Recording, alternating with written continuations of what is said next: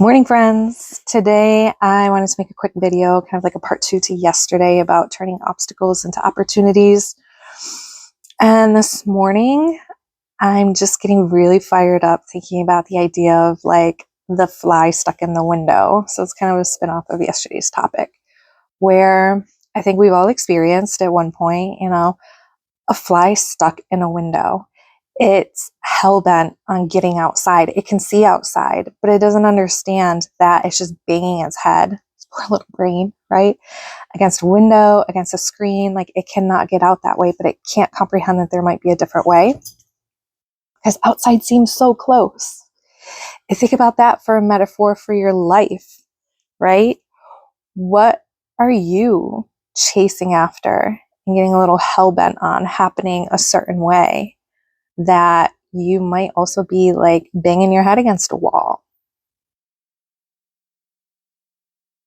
And have you ever had the experience where you were actually trying to help, whether it's a fly or a critter or something, actually get out of your house, and you're trying to usher them out a different window, you're trying to show them the door, you're like, come here, I don't want to kill you, come here, please let me help you out this way, but they're so afraid. And they're so, like, again, like stuck on the idea that this is the only way out, that they can't even see that a door is open. Like, what if that was happening for us too? What if sometimes in moments of deep frustration and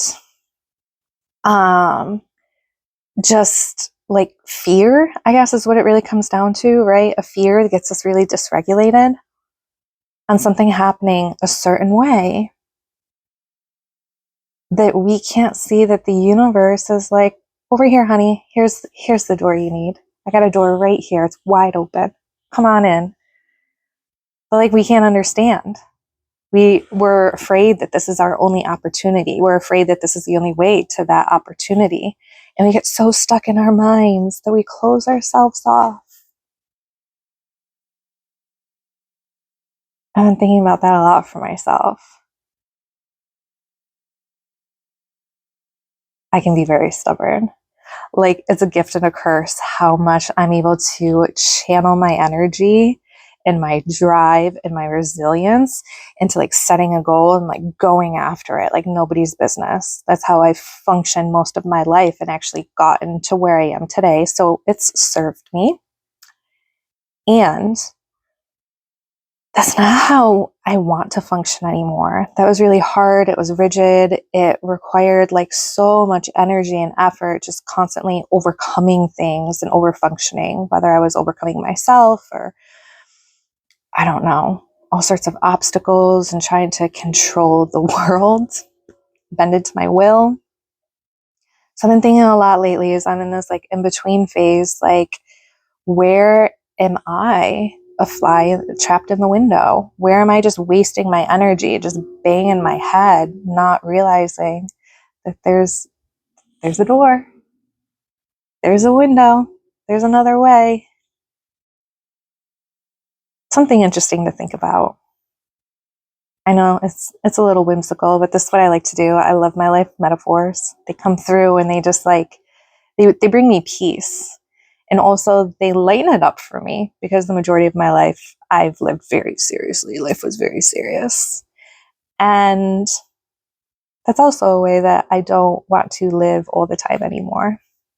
So I love my little whimsical downloads and life metaphors. But yeah, where might you be a fly against a window? Can you pause at that obstacle, at that wall you're banging your head against, and just like consider that there might be a different way, that there might be a different path, that there might be a greater plan for you that you can't even see from here yet, but it requires you to kind of like let go of the way that you think things should be or should happen. Can you let go of control just a little bit? And as you release that control, you kind of like take these blinders off and you can see just a little bit more. Maybe you can see that other opportunity, that other path, that other window. I'm kind of going through that myself right now, actually, as I'm regrouping my entire life. But right now in particular, I want to be like moving forward with my business. I want so badly to be like working full time in my purpose and my calling. And things did not go as planned last year. And I'm in this moment where I'm having to regroup, and I'm realizing that most likely I have to go back full time to my x-ray job. And like, there are parts of me that are just like, oh, like full body rejected it. That is not what I want to be doing. I can feel it in my bones. That is not what's meant for me. And I just had so much resistance, and I'm just banging my head against this like door of, this next chapter that's just not quite ready for me yet, or at least not in the ways that I've been trying to do it. And once I felt my feelings, started to think about it, thinking, okay, we need to open ourselves up to more income in order to get our living situation better situated, in order to move forward. And all of a sudden, instead of me going back to my full-time job being some sort of failure or going backwards, the magic of meanings, this is so cool. I decided maybe it doesn't mean any of that. Maybe I don't need to explain myself to people. Maybe this is just part of the dance, right? Sometimes taking a step back is part of the dance and like the grand scheme of life. Maybe it doesn't have to mean anything at all.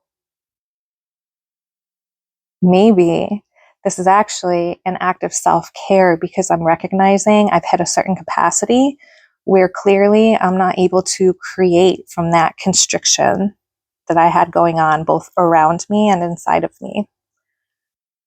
So once I realized that to go back to a job that I'm not thrilled about at the moment actually takes some pressure off of me,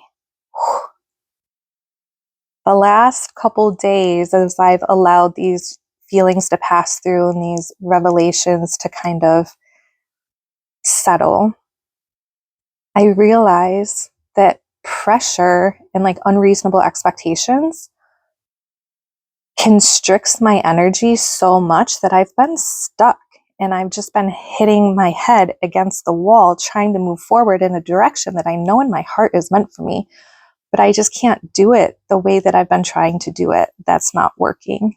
And I need to like let go of that and move some things around, allow the universe to kind of come in and co-create with me a little bit differently, open myself up to experiences, kind of reorganize my mind about